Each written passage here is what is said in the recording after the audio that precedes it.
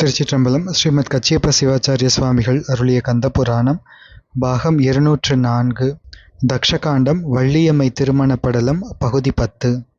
முருகப்பெருமான் வள்ளியம்மையிடம் சொல்லி அருள்கின்றார். மைத்தீட்டப்பட்ட கரிய கண் என்ற உன்னுடைய வலையில் அகப்பட்டவனாகிய எனக்கு நீ பூரணமாகிய கண்ணருள் செய்யாமல் என்னை புறக்கணிக்கின்றாயே. எனக்கு உய்யும் வழி உன்னையின்றி வேறு உண்டோ? இப்பொழுது என்னுடைய இந்த உயிர் உன் கையில்தான் இருக்கின்றது, அதனை பாதுகாத்து அருள்வாயாக என்று சொல்லி அருளுகின்றார். பந்தமுற்ற நிலையில் உயிர்கள் இறைவனை போற்றி வணங்கி பேணி பாதுகாப்பதுதான் உயிர்களுக்கு உய்யும் திறம் என்பது இங்கே குறிப்பால் உணர்த்தப்படுகின்றது. மேலும் முருகப்பெருமான் சொல்லி அருளுகின்றார். கொடுமுடி செறிந்த நீண்ட மலையில் வாழும் வேட்டுவர் குல கன்னிகையே, நீ நீராடுகின்ற சுனையில் இருக்கின்ற நீராகவும் நானே இருக்கின்றேன். நீ அணிகின்ற சந்தன குழம்பாகவும் நானே இருக்கின்றேன். நீ சூடிய மலர்களாகவும் நானே இருக்கின்றேன். அப்படி இருந்தாலும் நீ இரண்டர கலந்து என்னை தழுவ இன்னும் நேரம் வரவில்லையோ? நான் எல்லாமாக இருந்தும் நீ என்னை கலக்காததற்கு இறங்கி வாட்டமடைந்தேன். இனி உன்னை ஆட்கொள்வதற்குச் செய்யும் வண்ணம்தான் என்னையோ என்று அருளுகின்றார். நீராடுகின்ற சுனை, பூசுகின்ற சந்தன குழம்பும் சூடுகின்ற மலர்களும் என்ற இந்த அஃறிணை பொருட்களும் கூட உன்னை தீண்டுவதால் மேன்மை அடைகின்றன. ஆனால் நான் தோய பெற்றிலேன் என்பது பொருள். இதனுடைய ஞானார்த்தம், நீ விருப்பமுடன் அணியும் சந்தனம் மலர் என்பவைகளால் நான் இருக்கவில்லை, அதனால் வாடினேன். அதாவது தத்துவங்களின் வசப்பட்ட ஜீவான்மாவே, நீ அழிகின்ற பொருட்களாகிய பாசப் பொருட்களின் மேல், இந்த உலகப் பொருட்களின் மேல் உன்னுடைய இச்சையை வைத்திருக்கின்றாய். அந்த பொருட்களாக நான் இருக்கவில்லை. நான் நிலை பெற்ற அழியாத சத் என்ற தன்மை உடையவன். எனவே இந்த உலகப் பொருட்கள் பாசப் பொருட்களின் மேல் கொண்ட பற்றை நீக்கி என்னை அடைவாய். நீ என்னை அடையும் வரை நான் அருள் வெள்ளத்தில் ஆடுவேன் என்பது இதன் தத்துவார்த்தம். இவ்வாறு இறைவனார் குருவாக எழுந்தருளி பக்குவமுள்ள ஆன்மாவுக்கு எது உறவு பொருள் எது பகைப்பொருள் என்று காட்டுவதன் தாத்பரியம் இது. முருகப்பெருமான் மேலும் சொல்லி அருளுகின்றார். மென்மையாகிய சாயலினை உடைய கன்னிகையே, என்னை தொடர்ந்து என்னுடன் வா. தேவலோகத்தில் உள்ள கொடி போல்பவர்களாகிய அரம்பையர்கள் அனைவரும் உன்னை வணங்கி வாழ்த்து எடுக்கும்படி தொன்மையும் இயற்கையும் நீங்காத நித்திய செல்வத்தை நீ அனுபவிக்கும்படி உனக்கு நான் தருவேன். அப்படிப்பட்ட பெருமையுடைய நீ புன்புலமாகிய இந்த திணைப்புணத்தை காவல் செய்திருப்பது உன்னுடைய பெருமைக்கு எழிவு என்று அருளுகின்றார். இது சிவஞான போத 8வது சூத்திரத்தின் நேரு பொருள் ஆகும். வேடர்களின் மத்தியில் வளர்ந்து வருகின்ற நீ உண்மையில் அரசகுமாரன். அங்கே வந்து ராஜபோகத்தை அனுபவிக்க உரிமை உடையவன். அப்படிப்பட்ட நீ வேடர்கள் மத்தியில் வளர்ந்து வருவது உன் உண்மை இயல்புக்கு எழிவு என்று மன்னன் மன்னவ குமாரனுக்கு உணர்த்துவது இதே கருத்துத்தான். சார்பு உணர்ந்து சார்பு கட வேண்டும் என்று திருக்குறள் கூறியவாறு உண்மை சார்பை உணர்ந்து பொய்ச்சார்பை விட்டுவிட்டு உண்மை சார்போடு இணங்கி இருக்க வேண்டும். பக்குவப்பட்ட ஆன்மாவை நோக்கி இறைவனார் கூறுகின்றார். நீ எம்மோடு வருவாய் என்றால் பிறப்பு இறப்பு இல்லாத அந்த முக்தி நிலையில் நிரதிசய இன்பத்தை தந்தருளுவேன் என்று கூறுவது ஆகும். இப்படி பல வார்த்தைகளை முருகப்பெருமான் கூறி அருளுகின்றார். வேட்டுவர் புதல்வியாகிய கொடி போன்றவரான வள்ளி நாயகியார் காளையாகிய சுப்பிரமணிய பெருமானின் திரு உள்ளத்தில் ஒன்றித்து இருந்த உள்ளீடான கருத்தை நன்றாக கவனித்து நோக்கி இவருடைய இயல்பு நன்றாக இருக்கின்றது என்று வெட்கப்பட்டு நாணமுற்று கூறத் தொடங்குகின்றார். என்ன வெட்கம் என்றால், சுவாமியினது பெருமையும் தம்முடைய இழிவையும் சிந்திக்கும் பொழுது வருகின்ற வெட்கம். அதுவே வள்ளி பெருமாட்டியின் திரு வார்த்தைகளாக வெளிப்படுகின்றன. அடுத்த திருப்பாடலில் வள்ளியம்மையார் கூறுகின்றார். நானோ இழிகுலமாகிய வேட்டுவ சாதிப்பெண், நீரோ உலகம் முழுவதற்கும் அருள் புரியும் முதல்வர். எளிந்தேனாகிய என்னை தழுவக் கருதி உமது பெருந்தகைக்கு பொருந்தாத தாழ்வு மொழிகளை கூறுவது என்பது குடிக்கே பழியை தருவது ஆகுமே அன்றி தகுதியானது அன்று என்று வள்ளியம்பெருமாட்டி முருகப்பெருமானை நோக்கி கூறுகின்றார். நானோ இலைகள் முதிருகின்ற திணைப்புனத்தை காவல் செய்யும் பேதையேன், நீரோ உலகத்தை காத்தருளுகின்ற முதல்வர் ஆவீர். உமது உயர்வையும் எனது தாழ்வையும் கருதாது மனம் மயங்கி என்னுடைய கூட்டுறவை தாங்கள் விரும்புவது முறை ஆகாது. புலி பசித்தாலும் புல்லையும் தின்னுமோ தின்னாதே என்று வள்ளியம்பெருமாட்டி கூறுகின்றார். உண்மையிலேயே இது பக்குவ ஆன்மா உணருகின்ற நிலை, தன்னுடைய இழிவையும் பெருமானின் உயர்வையும் சிறப்பையும் பெருமையும் ஒரே சமயத்தில் எண்ணுகின்ற நிலைமை. யான் சிறியேன், தேவரீர் தத்துவங்களுக்கும் அடியேனுக்கும் தலைவர். அங்கனம் தலைவராக இருக்கின்ற நீர் உம்மோடு இரண்டர கலப்பதாகிய பேரின்பத்தை தருவதற்கு சிறியேனிடம் வந்து கெஞ்சி கேட்டு நிற்பது நீதி அன்று என்று கூறுகின்றார் வள்ளியம்பெருமாட்டி. புலி பசித்தாலும் புல்லை தின்னுமோ என்று உவமை கூறுகின்றார் வள்ளியம்மையார். என்றால் மலபரிபாகம் வந்து அதன் பின்னர்தான் இறைவனா உயிரை தன் வசம் ஆக்குவார், தன் மயமாக்குவார். அப்படி மலபரிபாகம் வராத நிலையில் அவ்வாறு உயிர்களுடன் கலந்திருப்பது என்பது இழிவு என்று உணர்த்துகின்றார் வள்ளியம்பெருமாட்டி. இதே போன்று அனைத்து அருளாளர்களும் பாடி அருளியிருக்கின்றார்கள். தம்முடைய இழிவையும் பெருமானது சிறப்பையும் ஒரு சேர வைத்து பாடி உருகியிருக்கின்றார்கள். ஞாயிற்கடையாய் கிடந்த அடியேற்கு தாயிற் சிறந்த தயாவான தத்துவனே என்பது ஸ்ரீ மாணிக்கவாசக பெருமானின் திருவாக்கு. நானோ நாயை விட கீழ்ப்பட்டவன், தாங்களோ தாயை விட உயர்ந்தவர் என்று ஒரே நேரத்தில் ஆன்மாவின் இழிவையும் பெருமானின் உயர்வையும் பாடி அருளுகின்றார் ஸ்ரீமத் மாணிக்கவாசக சுவாமிகள்.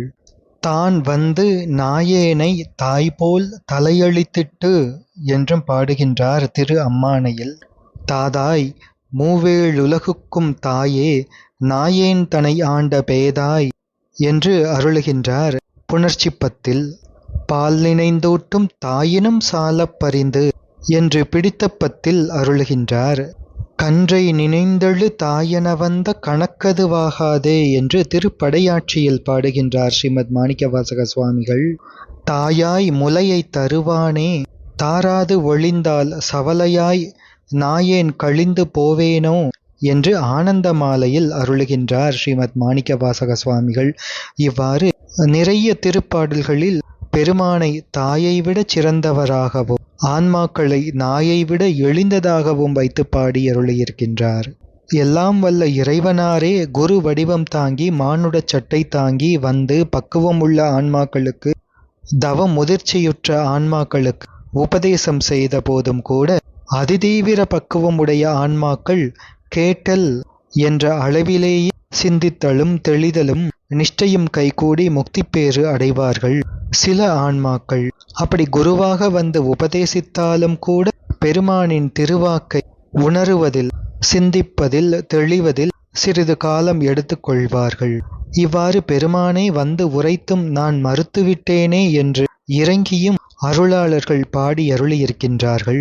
முருகப்பெருமானை வந்து நீ என்னுடன் வந்துவிடு, இந்திரலோக அரம்பையர்களும் வந்து பணி செய்யும்படி உன்னை உயர்த்தி வைப்பேன் என்று கூறியும் வள்ளியம்மையார் மறுத்துரைக்கின்றார், வருவதற்கு அஞ்சுகின்றார் என்றால் அது இப்படிப்பட்ட ஆன்மாக்களின் நிலையையும் நமக்கு உணர்த்துவதாக அமைகின்ற இடம். மறுத்தனன் யான் உன் அருள் அறியாமையின் என் மணியே என்று திருவாசகம் நீத்தல் விண்ணப்பம். மாறுபட்டு அஞ்சென்னை வஞ்சிப்ப யான் உன் மணி மலர்த்தாள் வேறுபட்டேனை என்பதும் நீத்தல் விண்ணப்பம்.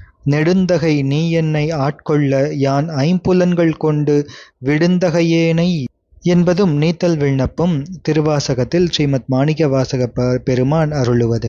உயிருக்கு பொது இயல்பு, உண்மை இயல்பு என்று இரண்டு இயல்புகள் உண்டு. ஐம்பொறிகள், மனம் முதலிய கருவிக்கூட்டங்களைச் சார்ந்து அவைகளாகவே நிற்பது பொது இயல்பு. கருவிகளை தனக்கு வேறாக கண்டு அவற்றிலிருந்து நீங்கி வியாபகமாய் நிற்றல் ஆத்மாவின் உண்மை இயல்பு. கட்டு நிலையில் விளங்குவது பொது இயல்பு, முக்தி நிலையில் விளங்குவது உண்மை இயல்பு. கட்டு நிலையில் சிற்றறிவும் முக்தி நிலையில் வியாபக அறிவும் உண்டாகும். இவ்விரண்டு நிலைகளையும் தருவது திருவருளே ஆகும். உயிரிடத்தில் பொது, உண்மை என்ற இந்த இரண்டு இயல்புகளையும் விளங்கச் செய்வது திருவருளே ஆகும். ஞானாசிரியர் மாணவனுக்கு இவ்வாறு திருவருள் உண்மையை உணர்த்துவார். அதனை கேட்ட காலத்தில் திருவருளை பற்றிய உணர்வு ஆன்மாவிடத்தில் பொதுவாக நிகழும். அதன் பின்னர் அதனை சிந்திக்கின்ற போது திருவருளை பற்றிய உணர்வு ஐய உணர்வாக நிகழும். அதாவது ஆத்மாவுக்கு குருநாதர் வந்து உபதேசம் செய்த பின்பும் கூட சில ஆத்மாக்களுக்கு உலகியலை விட முடியாத நிலையாகவும் திருவருளை உறுதியாக பற்ற முடியாத நிலையாகவும் இருக்கும்.